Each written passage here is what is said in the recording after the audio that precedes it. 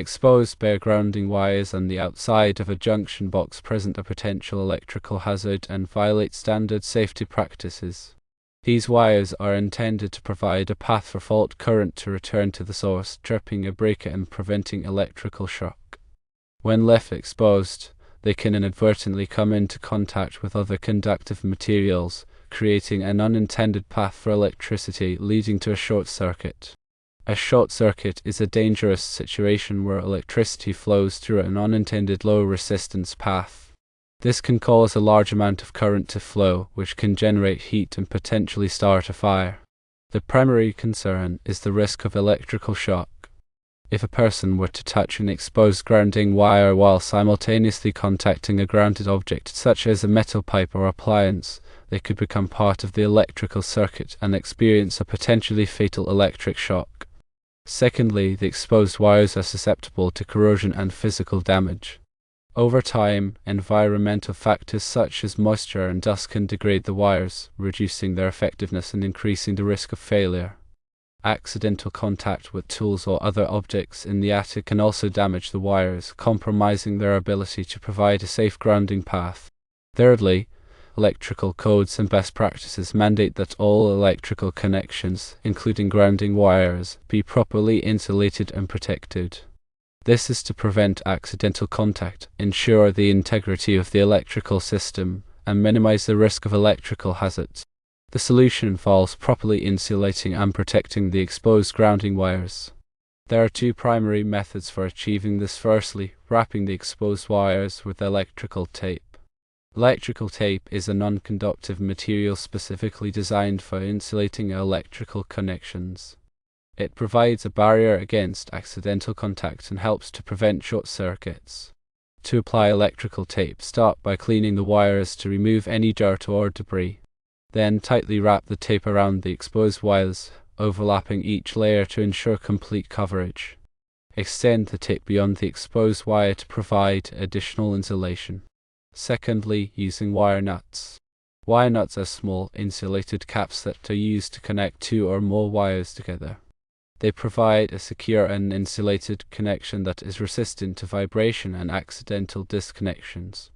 To use wire nuts, first ensure that the power to the circuit is turned off. Then strip the ends of the wires to be connected and twist them together. Place the wire nut over the twisted wires and twist it clockwise until it is securely tightened. The wire nut should completely cover the exposed wires, providing a safe and insulated connection.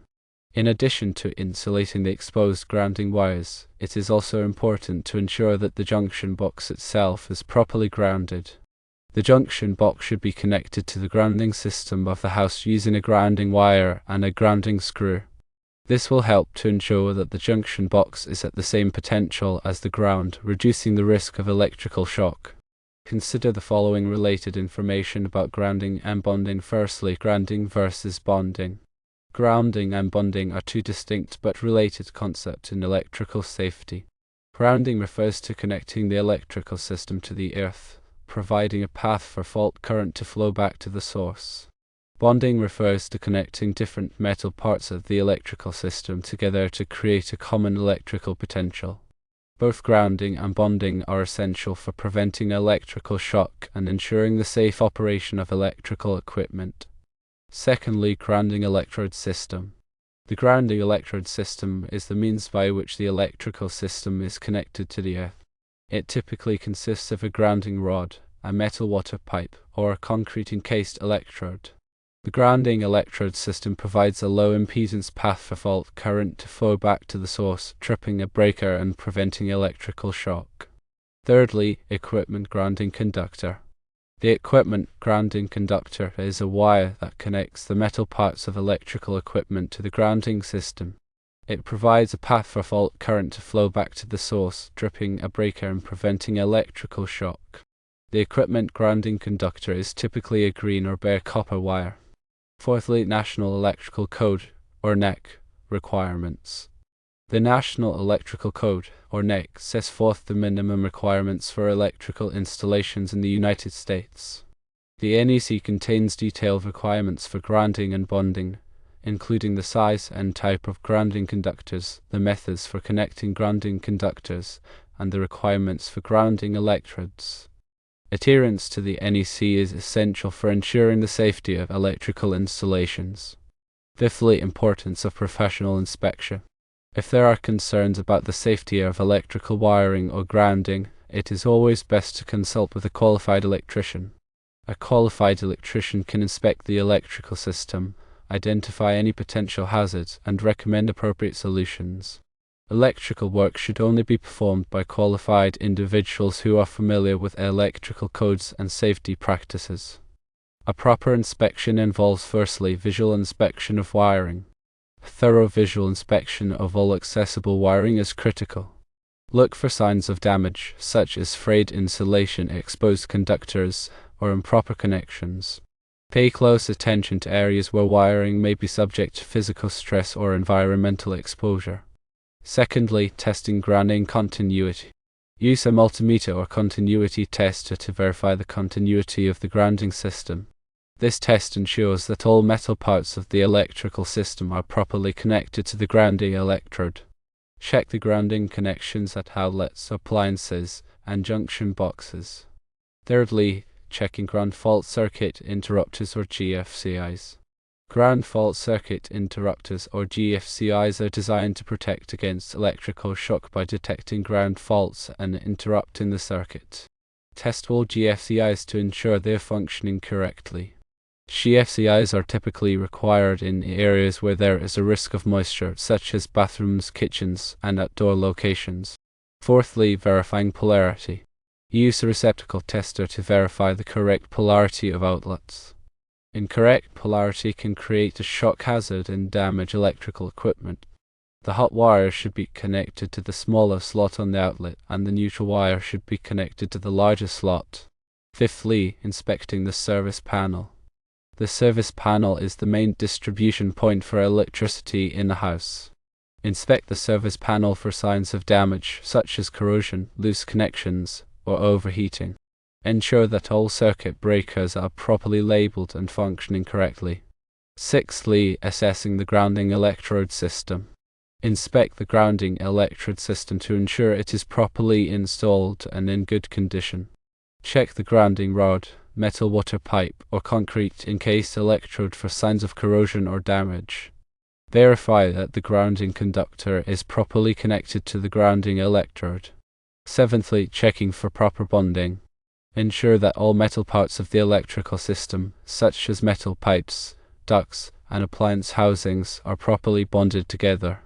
Bonding helps to create a common electrical potential, reducing the risk of electrical shock. Eighthly, reviewing electrical panel schedule. Review the electrical panel schedule to ensure that it is accurate and up to date. The panel schedule should clearly indicate the circuits that are served by each circuit breaker. An accurate panel schedule can help to prevent accidental overloads and make it easier to troubleshoot electrical problems. Maintaining electrical safety includes firstly, regular inspections. Schedule regular electrical inspections to identify and address potential hazards before they become serious problems.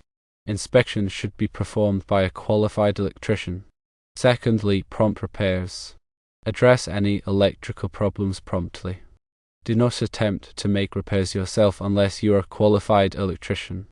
Electrical repairs should always be performed by a qualified professional. Thirdly, avoid overloading circuits. Avoid overloading electrical circuits. Overloading can cause circuit breakers to trip, wires to overheat, and potentially start a fire. Use a circuit analyzer to determine the load on each circuit and avoid exceeding the maximum capacity. Fourthly, use surge protectors. Use surge protectors to protect electronic equipment from voltage spikes. Voltage spikes can damage sensitive electronic components and shorten the lifespan of equipment. Surge protectors should be used on computers, televisions, and other electronic devices. Fifthly, keep electrical equipment dry. Keep electrical equipment dry. Moisture can create a shock hazard and damage electrical equipment. Avoid using electrical appliances in wet areas, such as bathrooms and kitchens. Sixthly, childproofing outlets. Childproof electrical outlets to prevent children from inserting objects into the outlets. Outlet covers and outlet protectors can help to prevent electrical shock. Seventhly, educating occupants. Educate occupants about electrical safety. Teach children about the dangers of electricity and how to avoid electrical hazards. Make sure everyone in the house knows how to shut off the power in an emergency. In summary, addressing exposed grounding wires promptly and effectively is essential for maintaining electrical safety. Proper insulation and protection of these wires, along with regular inspections and maintenance, can significantly reduce the risk of electrical hazards and ensure the safe operation of electrical systems.